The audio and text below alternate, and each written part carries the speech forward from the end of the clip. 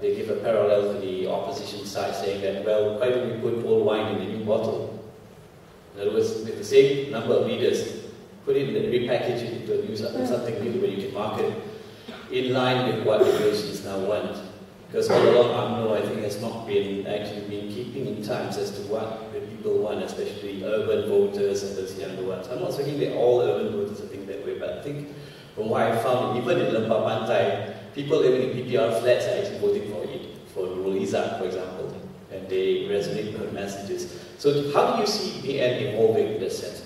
I mean, without a particular polarized, racial kind of polarity.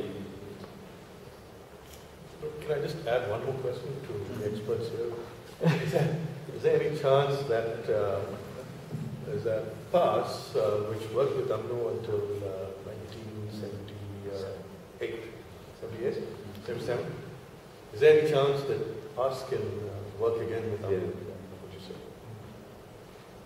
So a kind of general question, you know, while we are worrying about the MCA, etc., is there, you know, any undercurrents that will kind of lead to altogether new kind of constellation, configuration? Instead of BN versus Pakatan, maybe you get some new alliances. Is that at all feasible or just off the wall? The answer to Velu's, the second last question. PAS. As long as Tok Guru is there, the possibility of PAS and UMNO coming together is not. He has said in no certain terms that will not allow PAS to work with.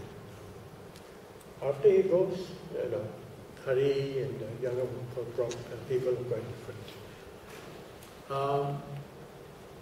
You will have to trace back, you know, I think Halmita asked this question about alliance.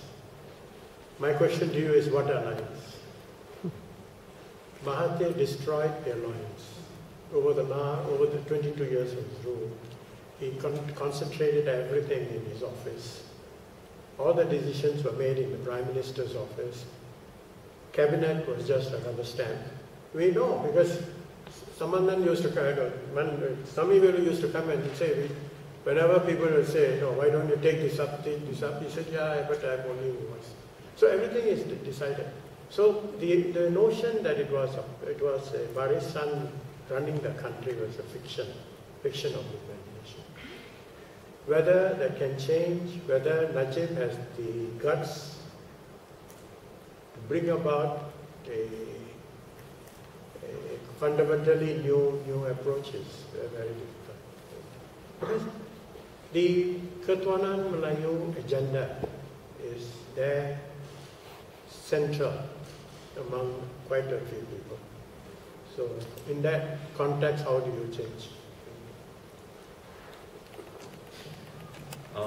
On the other sort of permutations other than BN, Pakatan, we saw some attempt at that with Perak in 2009, BN friendly independence. So, but that's sort of the underbelly of what you're getting at. That will be a bit difficult now because the three Pakatan states, they have the 2/3 majority in legislature, in the state legislature, so they are strong there. I think the challenge will be that this sort of the imagination that is required to underpin this sort of thinking will have to come from the leadership. And right now, the leadership is not. The irony is the population did not give Najib the mandate that he would need to do that sort of thing. Yeah. So that's the paradox of it all. This idea came from UMNO itself, one of the leaders. Yeah, but I loath to bring it back to Mahathir, but as long as Mahathir is there, because any sort of collaboration with Pakatan will have to involve the de facto leader Anwar over Mahathir's dead body. I think Anwar will come into the picture. more so Anwar than the DAP. I mean, DAP already he's not happy with, but and Kit Siang, but Anwar, that would be really for him a huge travesty.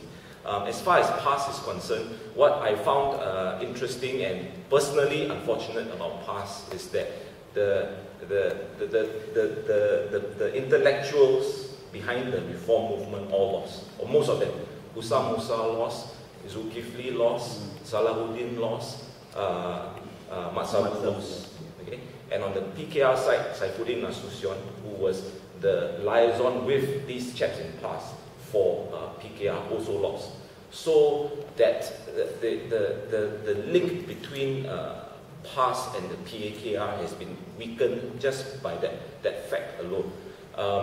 And on top of that, PAS, as I had predicted, basically finished last of the three parties. And they finished last because they did not secure the Malay votes that they were supposed to. That was their job in the arrangement, to secure the Malay votes. They failed. The 21 seats or 20, something like that. These are the Muslim vote. This is the Muslim vote. So the Islamic Party of Malaysia cannot secure the Muslim vote. Something is wrong.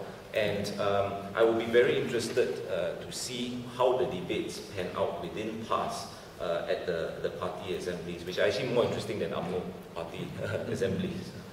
Because this issue, I think, will be brought up by the grassroots. And Tok Guru, I agree with Ambassador, but also Tok Guru is aging. So he will not be there for forever. Yeah.